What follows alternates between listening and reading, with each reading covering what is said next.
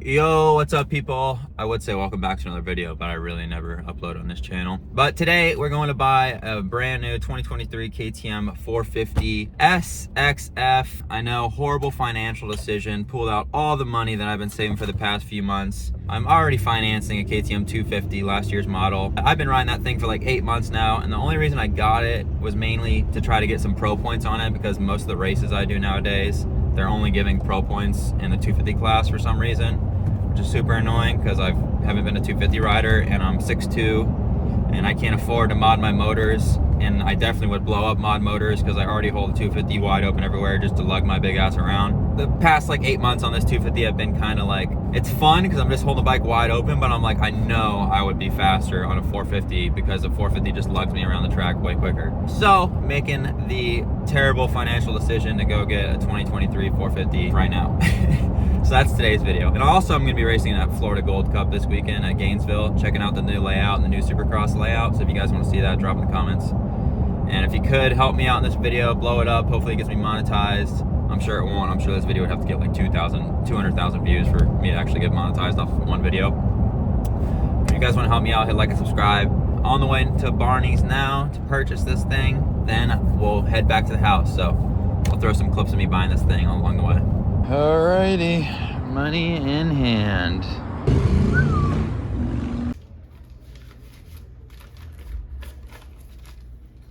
All right, so I just signed the paperwork, signed my life away, and I can't believe they have an $1,100 dealer fee here. And that's not including tax, tag, and title. I'm talking about $1,100 slapped on top of the tax, tag, and title. So the bike came out to $12,900 out the door. Almost 13 grand. Outrageous. They're setting up the bike now. They're unlocking it because KTM has like some special computer on it where you have to factory unlock it. Then I'm gonna load the thing up, bring it back to the house. We'll look around on the bike, check it out, do a cold start, see how it sounds over my iPhone. Then bring the puppy out to Tampa Mx tonight and let it eat. Do some break-in, or do some heat cycles, break it in obviously, and hopefully second moto, get the GoPro on and see how the thing rips.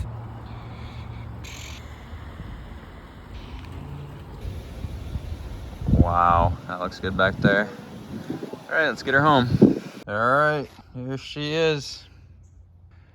Wow, this thing just looks gnarly. This is actually my first time seeing one in person. I didn't really think I'd be a fan of how pointy the shroud is. I still think maybe it could be a little less pointy, but it doesn't look bad. Every year, I mean, of course I'm gonna be saying that. I just spent almost 13 grand on that thing, but every year KTM does some stuff to just make the bike look a little bit better and almost a little bit more durable. I've noticed these things just, KTMs, you can sell them with 70 hours on them and they look like they have 20. And the little purple in the shroud definitely is sick. I like that a lot. Yeah, so this is the bike. I guess let's run a first heat cycle on her. I don't even know where the start button is on here. Hopefully this thing is oil in it and everything. Probably should check really quick. Oh yeah. All right, looks like we got oil.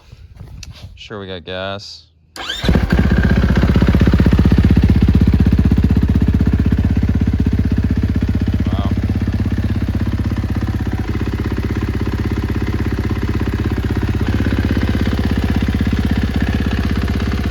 Mapping. Kill switch.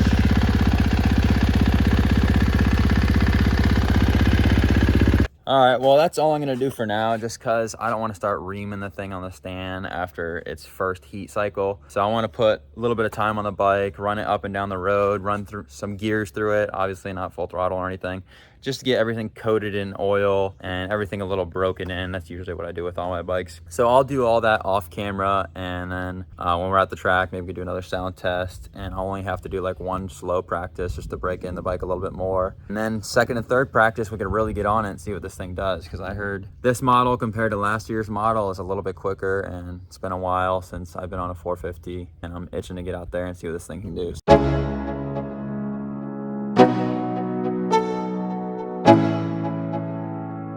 Let's go. Yo, I'm like an addict, do I gotta have it. I ain't even playing, got a really bad habit. If it moves, gotta grab it, fuse like a magnet. Lose, won't have it till I'm doomed in a casket. I ain't playing, got a weird mind. If you work 8 hours, I'ma work 9. If the shit tastes sour, you should taste mine. I'ma stay in power for a long time. Get up, nah, I ain't a quitter. Toss me the ball, I'm a really big hitter. Big picture, I'm a straight killer. Rising the song to the highest bidder.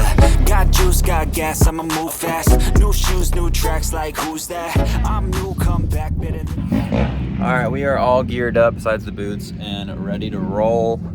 I don't have the sag set on that thing or anything like that. Haven't checked the air in the 4X. I might at least do that, but I don't have anyone here to help me set the sag. And I know it's like probably kind of close because it's a 450, and I think they're kind of set up for someone around 185 pounds. So it shouldn't be horrible, and this ain't no extreme track, and there's not like crazy break bumps, so I don't think it really matters that much.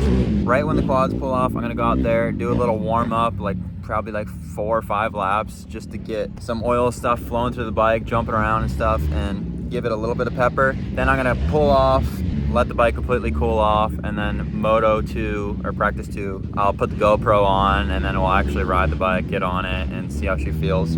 All right, did like 4 or 5 laps, like I said. Couldn't help myself though. I was getting on it a little bit in some of these corners and over the jumps that I'm usually stretching on a 250. I had to see how easy it was on a 450. Things butter smooth, but like I said, I haven't really got on it yet. So this next one, I'm gonna throw the GoPro on and we're gonna do a moto. But I have this thing in map 1, and I heard map 2's like nuts on these things.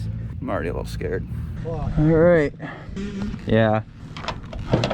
See what this puppy's got. Why do they got that little kid out there? Yeah. All right.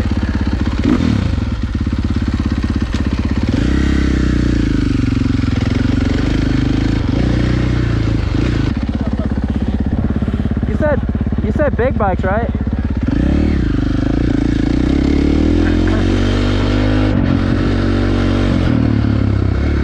Don't know. There's a bunch of little bikes.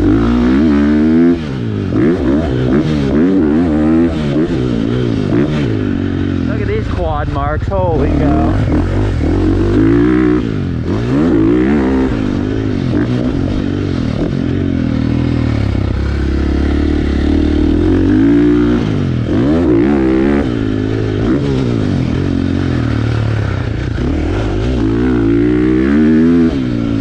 That little inside action.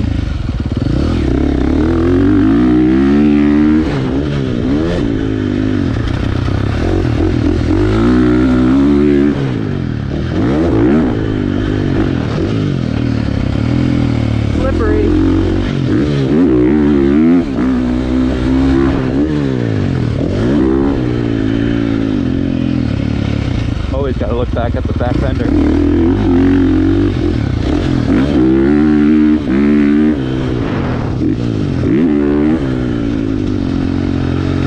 Thing's got some pepper.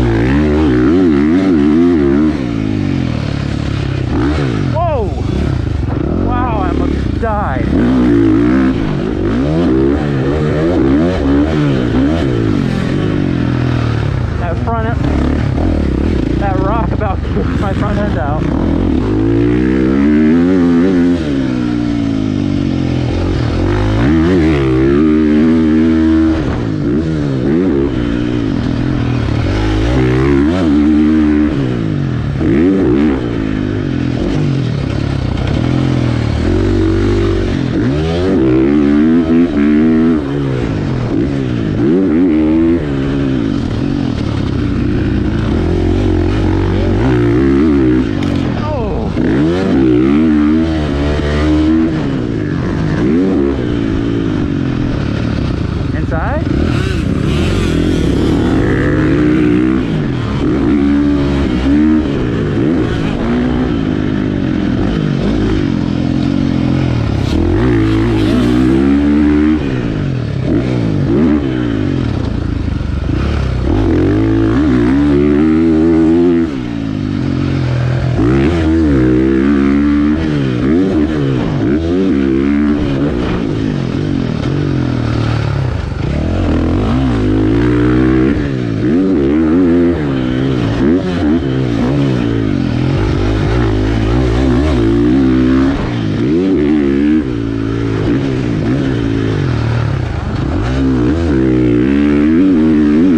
All right, that thing is fast. I haven't even put it in a map 2 yet because I'm just trying to learn map 1, get used to a 450 again before I just let the aggressive map bark. But a few moments there got pretty sketchy. But all I'm gonna say is I'm definitely already way faster on this bike, second moto, than I am on my 250 all day, every day. Maybe if the 250 was mod, it'd be different, but this thing cooks.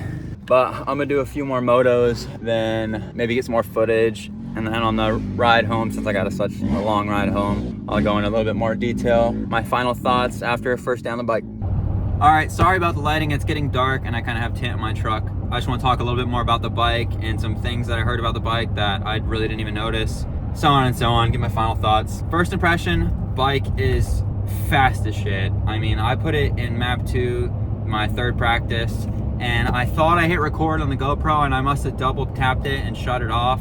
Because when I came off the track, I hit it again. When I went over the finish line, just turned it off. And when I pulled my helmet off, it was recording, and I was like, what the heck? And I went back into the camera, and it was recording for 30 seconds when I was pulling off the track.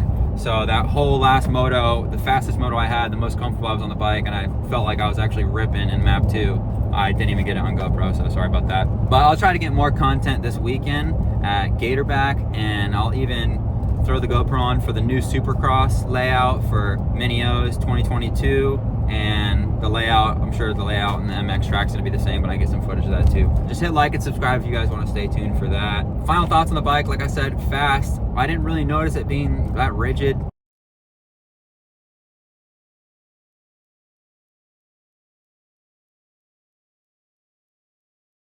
I mean, I got comfortable on the bike in 2 practices. I honestly liked map 2 better, I think, on this style of track. This is more like a supercross, like give it a bunch of gas out of the corners, short little sprints where you can just really get on it. But I felt like I didn't have to shift as much for some reason in map 2, which I also really liked. And map 1 was just like a lot more, I would say, closer, obviously not like a 250, because even in map 1 the thing is light years faster than 250, but I just felt like I had to shift it a lot more in map 1. Map 2 to me felt like the gears almost dragged out. I think, I don't know, I'm not the best person in the world when it comes to testing bikes and giving feedback, but been riding for almost 20 years now. I would say I have somewhat of a valid opinion. But yeah, that's my thoughts. That's today's video. Pretty sick day. Gonna get to rip this thing this weekend in 450 Pro Sport. Probably gonna get spanked. If you guys enjoyed, you know, smash the like button. And that's all I got for this one. I'll see you next one. Peace.